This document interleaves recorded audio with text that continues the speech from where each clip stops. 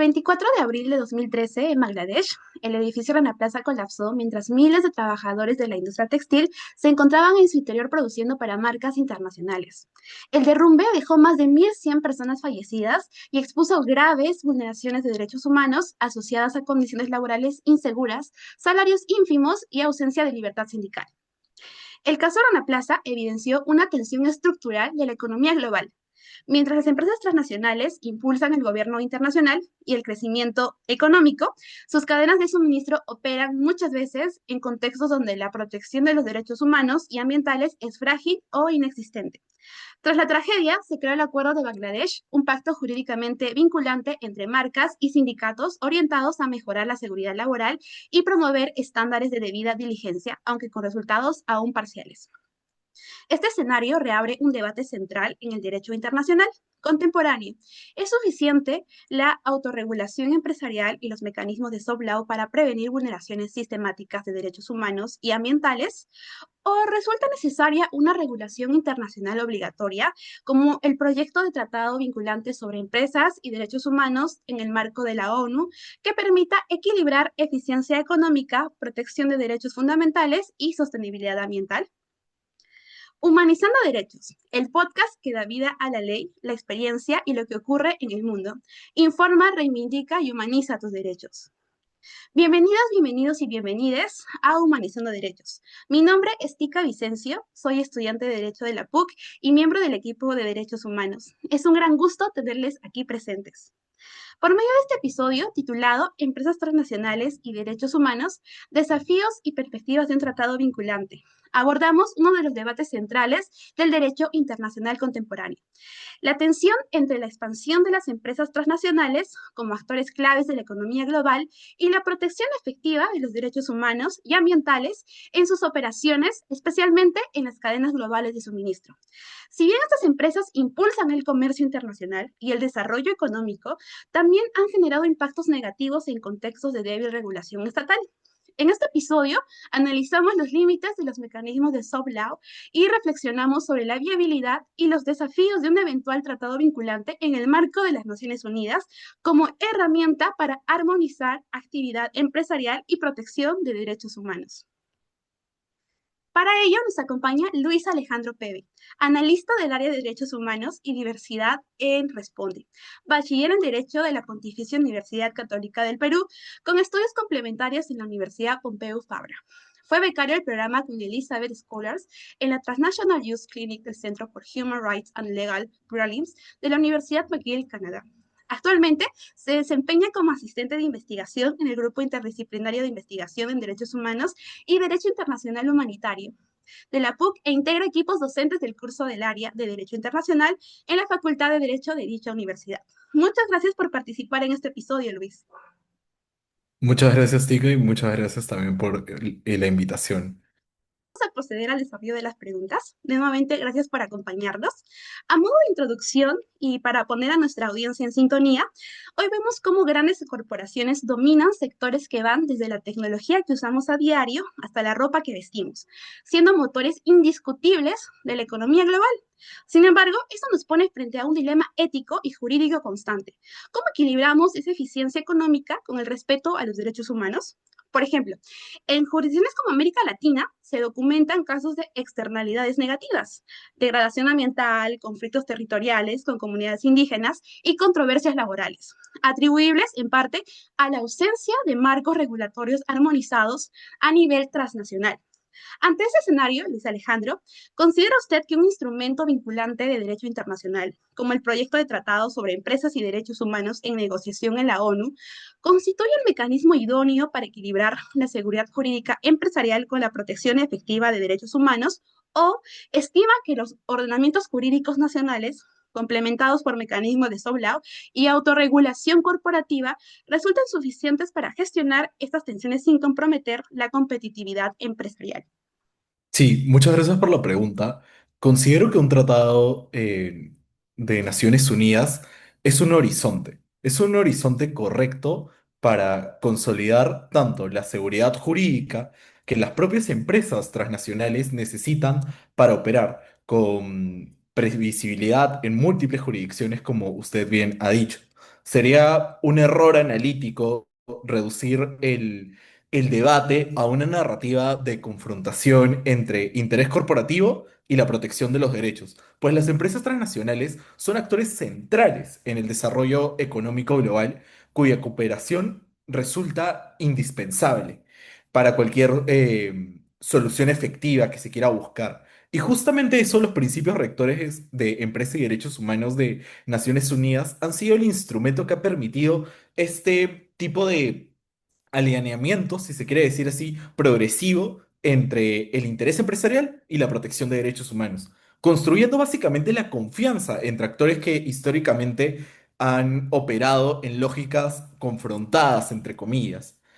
El tratado tiene este sentido precisamente como garantía de igualdad competitiva, si se quiere decir. Las empresas que ya invierten en cumplimiento y en mecanismos de debida diligencia necesitan que sus competidores asuman también estos mismos estándares para que la responsabilidad no se convierta en una desventaja, por decirlo así.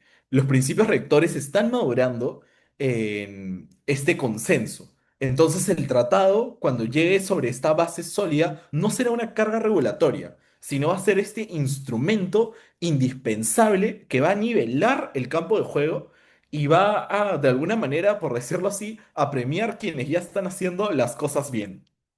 Me encantó mucho su respuesta, Luis. Partiendo de lo anterior, es importante analizar que en materia ambiental opera el principio quien contamina paga, Polluter Pays Principle. Sin embargo, como advierte Renat Bourget, un profesor de Derecho Ambiental y Constitucional, esto ha generado un fenómeno de internalización económica del daño. Las corporaciones integran las sanciones como costos operativos previsibles en lugar de adoptar medidas preventivas. Esta racionalidad económica se replica en el ámbito de los derechos humanos. Algunas empresas optan por asumir indemnizaciones post-violación, por ejemplo, tras incumplimientos laborales, porque resulta financieramente más eficiente que implementar transformaciones estructurales en sus modelos de negocio. Entonces, si consideramos que las sanciones pecuniarias no constituyen un desincentivo efectivo para corporaciones con alta capacidad financiera, ¿qué mecanismos considera usted que debería incorporar un eventual tratado vinculante de la ONU para transformar los estándares de derechos humanos en obligaciones de debida diligencia preventiva, Human Rights Due Diligence, sin generar cargas regulatorias desproporcionadas que comprometan la viabilidad empresarial o desincentiven la inversión extranjera directa? Por supuesto, la racionalidad económica que escribe no es evidencia de una mala fe corporativa, sino de una arquitectura mal diseñada que no genera estos incentivos correctos que debería haber. Las empresas responden a las reglas de juego que básicamente los estados están construyendo. Y cuando esas reglas hacen más barato, por decirlo así, remediar que prevenir, la consecuencia lógica es exactamente lo que observamos. El camino hacia la debida diligencia no pasa por sancionar a las corporaciones, sino por rediseñar los incentivos. Y justamente los principios rectores han avanzado en esa dirección.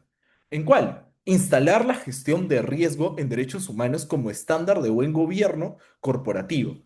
Y que, sobre todo, los inversores institucionales ya valoran y que están exigiendo dentro del mercado hoy en día.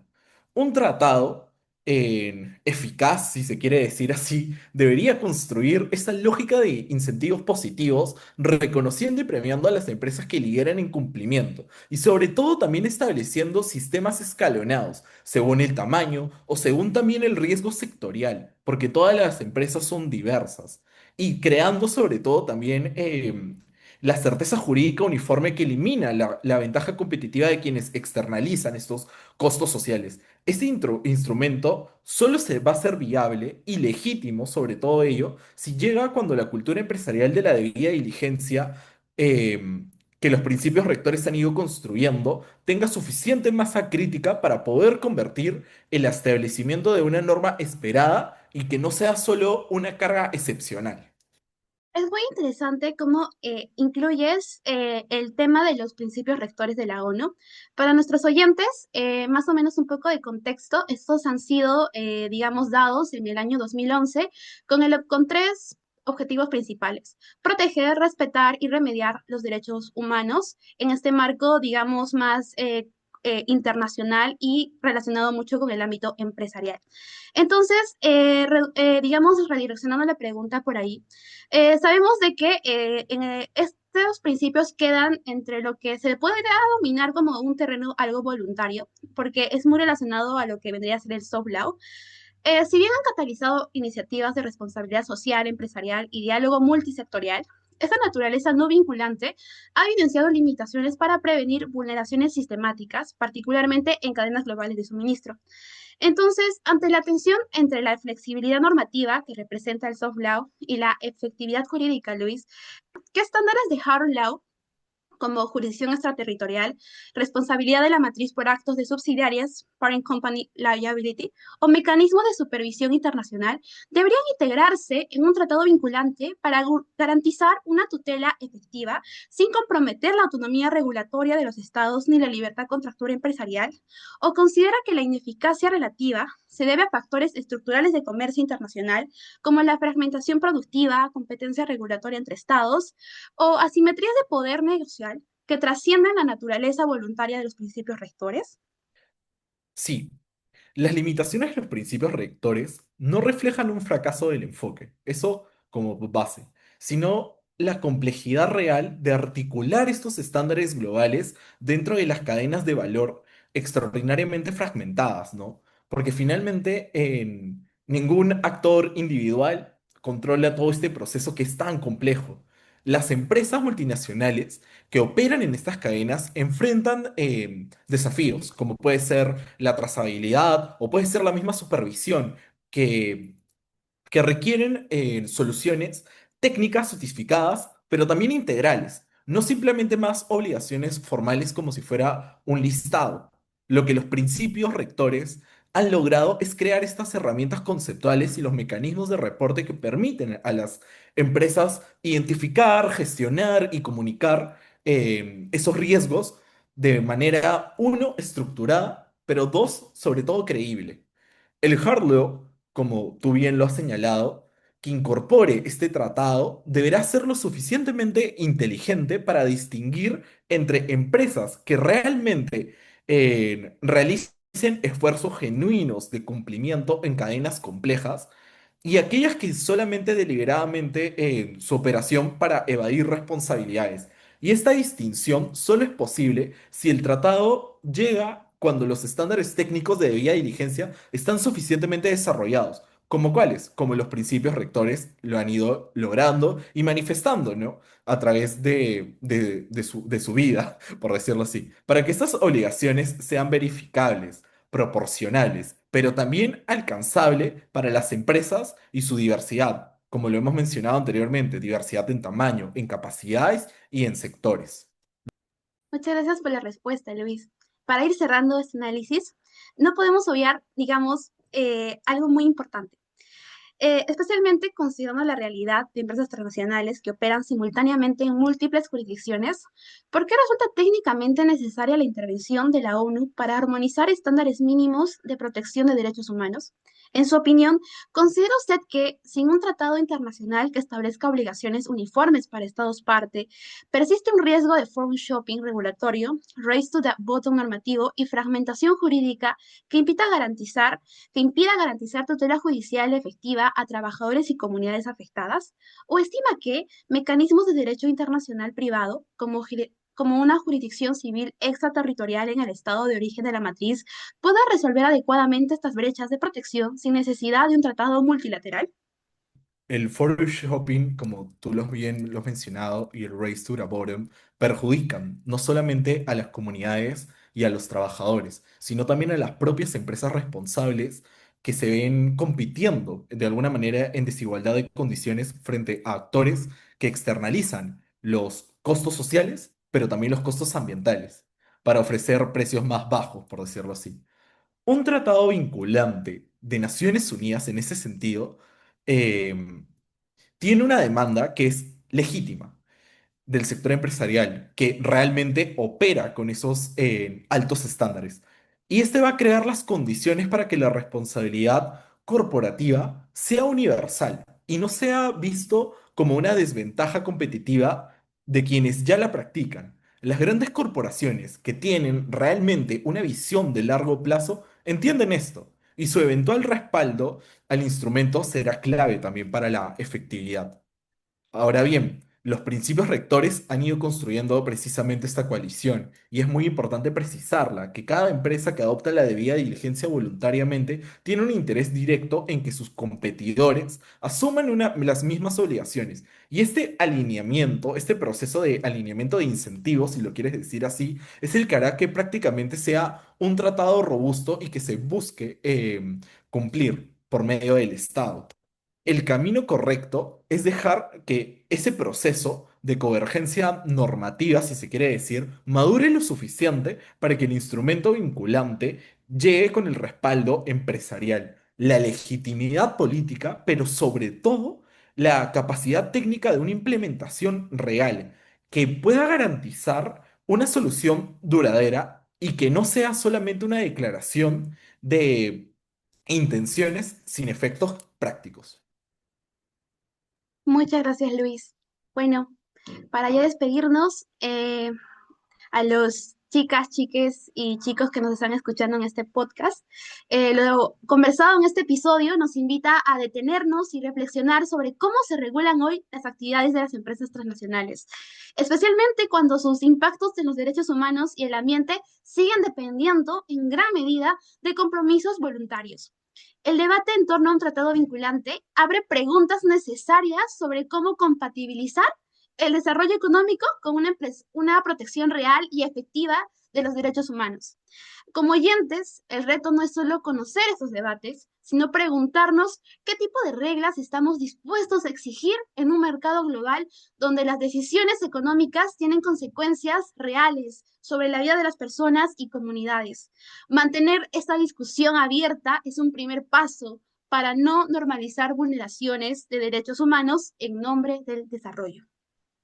Llegando al final de este episodio, queremos agradecer a Luis Alejandro Peve por acompañarnos y compartir sus reflexiones y aportes en torno a un debate tan relevante como es la regulación de las empresas transnacionales en materia de derechos humanos y ambientales. Su participación, además de ser valiosa, ha resultado ser enriquecedora e informativa para nuestros queridos oyentes. Luis Alejandro, muchas gracias. Muchas gracias. Quiero cerrar agradeciéndole profundamente a este espacio, sobre todo por la oportunidad de dialogar sobre estos temas que consideramos cruciales para el futuro del derecho internacional y la gobernanza corporativa global. Estas conversaciones son las que mueven el debate, generan conciencia, pero sobre todo construyen las ideas que eventualmente se convierten en normas. Gracias por el rigor de las preguntas y abrir estos espacios donde el conocimiento circula libremente. Muchas gracias a ti, Luis. De igual forma, agradecemos infinitamente a nuestra audiencia que nos ha acompañado en esta oportunidad y cuya atención nos impulsa a seguir humanizando realidades y derechos. Las y les invitamos a escuchar los otros episodios de nuestro podcast Humanizando Derechos para seguir aprendiendo sobre la cultura jurídica en temas y problemas coyunturales. No olvides de seguirnos en Instagram como Equipo de Derechos Humanos, espacio en el cual estaremos compartiendo algunas dinámicas y demás contenido en relación a los derechos. Hasta la próxima.